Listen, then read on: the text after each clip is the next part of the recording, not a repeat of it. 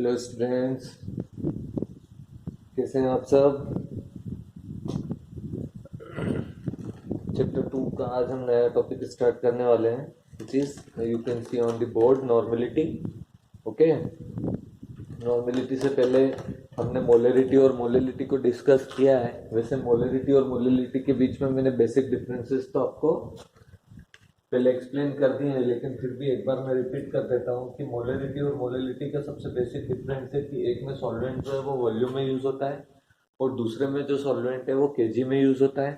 ठीक है, पहले में जो सॉल्वेंट सॉल्यूशन बनता है उसमें टोटल वॉल्यूम ऑफ जो मोलरिटी में है total volume of solution consider होता है, जबकि जो मोलिलिटी होता है इसमें total volume of solution consider नहीं होता है, इसमें total volume of solvent consider होता है सॉल्यूशन बनाने के लिए। ये दूसरा बेसिक डिफरेंस है। ठीक है, मैंने आपको पिछले वीडियो में जो डाला हुआ है उसमें बताया भी है। और तीसरा ये है कि जो एक बेसिक डिफरेंस है कि मैं बताता हूँ कि कोई भी सॉल्यूशन जब टोटल वॉल्यूम उसका total volume of solution consider होता है, जिससे मोलरिटी में total volume of solution consider होता है। ठीक है, तो total volume of solution consider होता है तो वॉल्यूम जो है, मान लीजिए आप टेम्परेचर यहाँ पर एक बीकर में 1 लीटर के वॉल्यूम तक सॉल्यूशन पी लें। ठीक है, यहाँ पर 1 लीटर होता है वॉल्यूम, लेकिन अगर इसको हल्का गर्म किया है ना, ठीक है, हीट किया, तो यहाँ पर क्या होगा, ये जो वॉल्यूम ऑफ सॉल्यूशन है बढ़ जाएगा क्योंकि मॉलिक्यूल्स गर्म करने पे दूर दूर जाते हैं। ठीक है, तो ये वॉल्यूम ऑफ सॉल्यूशन बढ़ेगा तो मोलरिटी कम या ज्यादा हो जाएगी, है ना, क्योंकि हम बोलते हैं कि 1 mole of solute present in 1 litre of solution is called molarity, है ना। और अगर ये 1 लीटर का वॉल्यूम टेम्परेचर बढ़ाने के कारण बढ़ गया तो मोलरिटी चेंज हो जाएगी। आया समझ में। वैसे ही बहुत ध्यान से सुनना कि मान लो ये 1 लीटर यहाँ तक एक लिक्विड फील है, ठीक है, और सॉल्यूशन बना हुआ है मोलरिटी का, और मान लो इसको हमने नीचे आइस रख के एक आइस टब में रख के इसको ठंडा कर दिया, कूल कर दिया। तो कूल करेंगे तो मॉलिक्यूल्स पास पास में जाएंगे, मॉलिक्यूल्स पास पास में जाएंगे तो ये जो वॉल्यूम यहाँ तक है किसी लिक्विड का, वो लिक्विड का वॉल्यूम डाउन होकर नीचे जाएगा। ठीक है, तो ये वॉल्यूम 1 लीटर होना था वो 1 लीटर से कम हो जाएगा, लेकिन नंबर ऑफ सॉल्यूट प्रेजेंट जो है वो उसमें सेम है ना, तो मोलरिटी क्या हो जाएगी, बढ़ जाएगी। ठीक है, वॉल्यूम ऑफ सॉल्यूशन घटेगा तो मोलरिटी घटेगी, सॉरी मोलरिटी बढ़ेगी, है ना। तो जो मोलरिटी है वो एक्चुअली टेम्परेचर पे भी डिपेंड है कि किसी रूम का है जहाँ पे आपने सॉल्यूशन बनाया है, उस लैब का जो टेम्परेचर है क्या वो हमेशा एक जैसा है या फिर चेंज हो रहा है ना। अगर चेंज हो रहा है तो उसके साथ में मोलरिटी भी चेंज होगी। अगर ये आपको मेरा लॉजिक समझ में नहीं आया है तो मुझे इंटीमेट कर देना ताकि मैं इसको डबल से समझाऊं। ठीक है, मुझे ऐसा लगता है कि इतना ज्यादा टफ नहीं है, लेकिन कभी कभी क्या होता है कि हमारे समझाने के तरीके से आप समझ नहीं पाते हो। ठीक है, तो मैं जो समझाना चाहता हूँ वो चीज आप तक अगर नहीं पहुंच रही है तो मुझे बताना, मैं डबल इसको एक्सप्लेन कर दूंगा। अब मोलरिटी और मोलरिटी में, अब यहाँ पर मोलरिटी में जो हो रहा है टोटल वॉल्यूम ऑफ सॉल्यूशन पे डिपेंड है, इसलिए इसमें मोलरिटी चेंज होती है। लेकिन मोलरिटी में क्या होता है, वेट लिया जाता है। क्या लिया जाता है, वेट, है ना। अब 1 किलोग्राम कोई भी चीज लिए, अब वो यहाँ पे जाए या यहाँ पे जाए, ठीक है, टेम्परेचर बढ़ाने या घटाने पर वो है तो 1 kg की, उसका वेट कम ज्यादा नहीं होगा। आया समझ में। तो मोलरिटी में टेम्परेचर से कोई चेंज नहीं आता है। मोलरिटी, क्योंकि मोलरिटी में आपको पता है, आपको क्या पता है कि number of moles present in 1 kg of solution is called molarity. Number of moles present in 1 kg of solvent, sorry solution नहीं, 1 kg of solvent is called molarity. मतलब हम क्या ले रहे हैं वहां पर, वेट।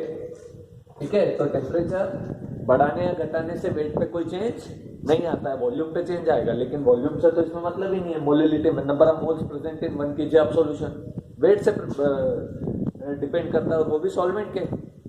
आर यू गेटिंग में कोई। तो यहाँ पर हम मोलरिटी में सॉल्वेंट का वेट यूज करते हैं और मोलरिटी हम सॉल्वेंट को लीटर में मतलब वॉल्यूम में यूज करते हैं। ठीक है, तो ये एक बेसिक डिफरेंस है, ये डिफरेंसेस आप पढ़ना। बहुत इंपॉर्टेंट है। ठीक है, उसके बाद हम आते हैं बेसिक, हमारा जो टॉपिक है नॉर्मेलिटी। नॉर्मेलिटी जो हमारा टॉपिक है, इसमें ये जो नॉर्मेलिटी के कॉन्सेंट्रेशन के जो सॉल्यूशन बनते हैं, ठीक है, नॉर्मेलिटी के कॉन्सेंट्रेशन के सॉल्यूशन सबसे ज्यादा केमिस्ट्री के लैब में एक्सेप्टेबल होते हैं। ठीक है, नॉर्मेलिटी के सॉल्यूशंस बनाने पर एनालिसिस बहुत आसानी से होता है।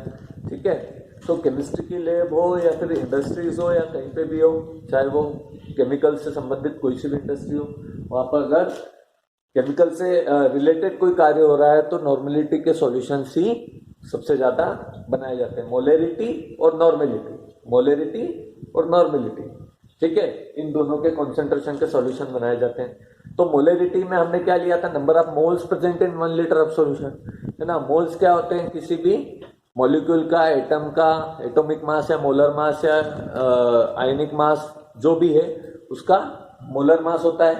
ठीक है, तो यहां पर हम लेंगे तो वही एटॉमिक, आयोनिक या फिर मोलर मास ही लेंगे, लेकिन मोलर मास जो है यहाँ पर ग्राम इक्विवेलेंट से डिवाइड हो जाता है। वो कैसे होता है मैं आपको एक्सप्लेन कर देता हूं, बहुत ध्यान से देखना। नॉर्मेलिटी क्या होती है, number of gram equivalent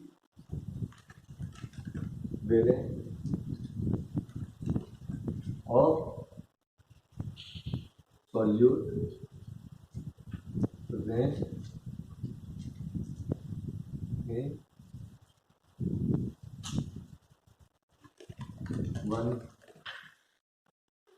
liter of solution। ठीक है, number of gram equivalent of solute present in 1 litre of solution. अब यहाँ पर एक चीज तो कॉमन है मोलेरिटी और नॉर्मेलिटी में कि यहाँ पे 1 लीटर ऑफ सॉल्यूशन में कुछ सॉल्यूट प्रेजेंट है। इतना तो आपको समझ में आ रहा होगा, ये मैंने लास्ट ईयर भी पढ़ाया है, फिर से एक बार एक्सप्लेन कर देता हूँ कि नंबर ऑफ ग्राम इक्विवेलेंट, ठीक है, यहाँ पर सिर्फ थोड़ी सी चेंज हो रही है। यहाँ पर हम मोलेरिटी में नंबर ऑफ मोल्स ले रहे थे, मतलब मोलर मास ले रहे थे किसी सब्सटेंस का, मोलर मास की जगह हम यहाँ पर ग्राम इक्विवेलेंट ले रहे हैं।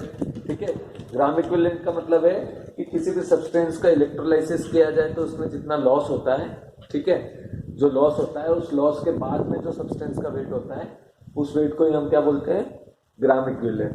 ठीक है, इसको कैसे कंफर्म करते हैं, जैसे कि H2SO4 है, सल्फ्यूरिक एसिड, H2SO4 HCl, ठीक है, NaOH, ऐसे कुछ सब्सटेंसेस के मैं एग्जांपल आपको बता देता हूं। H2SO4 में क्या होता है, इसका आप मोलर मास निकालो, मोलर मास या इस मॉलिक्यूल का मॉलिक्यूलर मास निकालो, तो क्या होगा, यहाँ पर 2 हाइड्रोजन है, 2 हाइड्रोजन, एक हाइड्रोजन का वेट 1 ग्राम, 2 हाइड्रोजन का वेट 2 ग्राम, प्लस सल्फर 32 क्योंकि एक ही एटम है, प्लस ऑक्सीजन 4 है, तो 16 4 64। ठीक है, तो यहाँ पर 64, 4 2 6 2 8 98 ग्राम। ठीक है, ये इसका मोलर मास है सल्फ्यूरिक एसिड का। ठीक है, या फिर मॉलिक्यूलर मास बोल सकते हैं। ये मॉलिक्यूलर मास या मोलर मास जो है, इसको इस मॉलिक्यूल के ग्राम इक्विवेलेंट से डिवाइड करेंगे। ठीक है, ग्राम इक्विवेलेंट क्या होता है कि किसी भी सिंपल सा एक फंडा है, ये फंडा है कि किसी भी सब्सटेंस में, मॉलिक्यूल में या आयन में कितने नंबर ऑफ हाइड्रोजन है। ठीक है, या फिर इसकी वैलेंसी को भी बोल सकते हैं कि कितनी इसकी वैलेंसी है। ठीक है, यहाँ पर सल्फ्यूरिक एसिड की जो नेगेटिव आयन है इसकी वैलेंसी 2 है। ठीक है, तो यहाँ पर इसकी वैलेंसी देखेंगे या फिर इसमें कितने नंबर ऑफ हाइड्रोजन, उन नंबर ऑफ हाइड्रोजन से हम इस वेट को डिवाइड कर देंगे, तो हमारे पास क्या आ जाएगा, ग्राम इक्विवेलेंट वेट। ठीक है, इस लॉजिक को बहुत ध्यान रखना, बस यही लॉजिक है, बाकी तो कुछ इसमें ही नहीं, वही मोलेरिटी जैसा कैलकुलेशन है। तो बस यहाँ पर इस सल्फ्यूरिक एसिड का टोटल वेट 98 है, नंबर ऑफ हाइड्रोजन कितने हैं 2, तो इनको 2 से डिवाइड कर दो, 2 से डिवाइड हो गया, क्या आ गया 49 ग्राम। ठीक है, क्या आया 49, है ना। यहाँ पर HCl में एक हाइड्रोजन है 1 ग्राम, प्लस क्लोरीन कितना है 35.5, तो कितना हो गया 35.5, तो टोटल हो गया 36.5 दिख रहा है आपको? ओके, 36.5 ग्राम। ठीक है, इसमें कितने हाइड्रोजन है? नंबर ऑफ हाइड्रोजन इज 1, तो इसको 1 से डिवाइड करेंगे, बराबर आ जाएगा वापस से, कोई चेंज नहीं। 36.5 ही आया। यहाँ पर NaOH का देखो,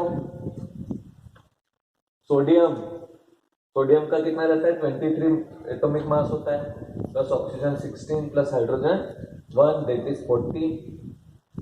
ठीक है, यहाँ पर ये 40 ग्राम क्या है? इसका मॉलिक्यूलर या मोलर मास है, सोडियम हाइड्रोक्साइड का। सोडियम हाइड्रोक्साइड में कितने हाइड्रोजन है? 1, तो 1 से डिवाइड करो, 40 इसका ग्राम इक्विवेलेंट।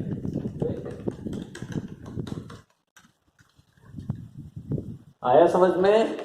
तो यहाँ पे हमें कुछ नहीं करना है, number of gram equivalent present in 1 litre of solution is called normality. ठीक है, तो हमको पहले टोटल मोलर मास निकालना है और उसका उस हाइड्रोजन के नंबर से डिवाइड करना है, और जो फाइनली वेट आ रहा है, ठीक है, फाइनली जो वेट आ रहा है वो क्या होगा? ग्राम इक्विवेलेंट वेट होगा। जैसे H2SO4 का, H2SO4 के 49 ग्राम, 49 ग्राम अगर हम 1000 में लेंगे, 1000 ml सॉल्वेंट में, तो ये हो जाएगा हमारा 1 नॉर्मल का सॉल्यूशन। कितना हो जाएगा? 1 नॉर्मेलिटी का। आया समझ में? अगर 49 की जगह हम इसे 98 ले लेते हैं, है ना, तो फॉर्मूला में वैल्यू पुट कर दो, 98 ग्राम डिवाइडेड बाय 49, 49 टू जा 98, कितने? 2 नॉर्मेलिटी का सॉल्यूशन बन गया। आया समझ में? Number of moles present in, sorry ना, ऊपर क्या रहता है फॉर्मूले में? वेट ऑफ सॉल्यूट, ठीक है, और नीचे मोलर मास इनटू फॉर्मूला में, यहाँ ऊपर क्या होता है? 1000, नीचे क्या रहता है? कितना बनाना है? अगर 1 लीटर ही बनाना है, 1000 to 1000, तो 1000 to 1000 कट गया, 49 टू जा 2, 2n आ गया आंसर। फॉर्मूले से लाया हूं मैं, देख लो आसानी से बन रहा है। ठीक है, एक बार और एक्सप्लेन करूं क्या फॉर्मूला? ग्राम इक्विवेलेंट तो समझ में आ गया होगा आपको। फॉर्मूला क्या है? वेट ऑफ सॉल्यूट, ठीक है, divided by molar mass of solute, molar mass, है ना। उसके बाद हम सॉल्वेंट को ml में ले रहे हैं लीटर की जगह, इसलिए ऊपर 1000 लगा देंगे। क्योंकि हम सॉल्यूशन को क्या ले रहे हैं? सॉल्वेंट को ml में, अगर लीटर में लेते तो 1000 लगाने की जरूरत नहीं पड़ती। ठीक है, तो weight of solute divided by molar mass into 1000 divided by volume of solvent, volume of solvent. ठीक है, वॉल्यूम हम 1 litre, 2 litre, 100 ml, 200 ml, 300 ml, 400 ml, जितना आपको लग रहा है उतना ले सकते हैं। तो आपकी क्या निकल जाएगी? नॉर्मेलिटी। ये आपका फॉर्मूला है।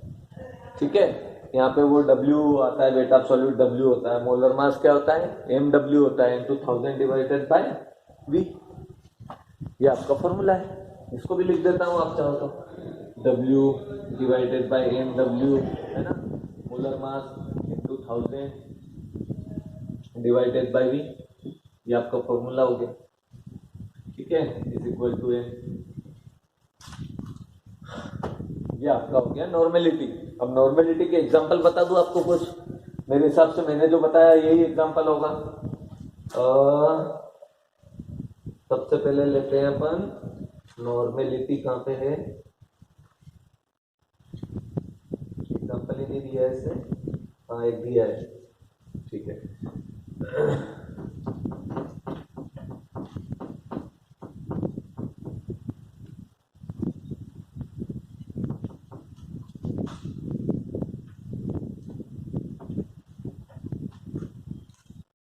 करें? आप ही कर लोगे, तो बहुत सरल है, इतना सिंपल है, मुझे करने का ही मन नहीं कर रहा है। चलो कर लेते फिर भी। 5 gram of sodium hydroxide dissolve in 1 litre of solution. कितना है? 5 gram weight of solute, weight of solute. कितना है 5 ग्राम, ठीक है। 5 ग्राम सोडियम हाइड्रोक्साइड है ना, सॉल्यूट क्या है 5 ग्राम NaOH, ऐसा लिख दो पीछे। ऐसा लिखने से क्लियर हो जाता है कि क्या सॉल्यूट लिया है अपन ने, सब्सटेंस क्या है, उसका मोलर मास उस हिसाब से निकलेगा, इसलिए है ना। वेट ऑफ सॉल्यूट लिया है और कितना कौन सा लिया है ये लिख दो पीछे, सोडियम हाइड्रोक्साइड। उसके बाद में इन 1 लीटर ऑफ सॉल्यूशन, तो volume of solvent, volume of solvent, volume of solvent है अपना 1 लीटर मतलब 1000 ml, ठीक है। कैलकुलेशन सिंपल हो जाता है इससे, और कुछ नहीं इसलिए दिया वॉल्यूम ऑफ सॉल्वेंट। उसके बाद में calculate the normality of the solution, solution की नॉर्मेलिटी निकालना है n, क्या निकालना है n, ठीक है। अभी ऊपर वाला पार्ट में रिमूव कर देता हूं,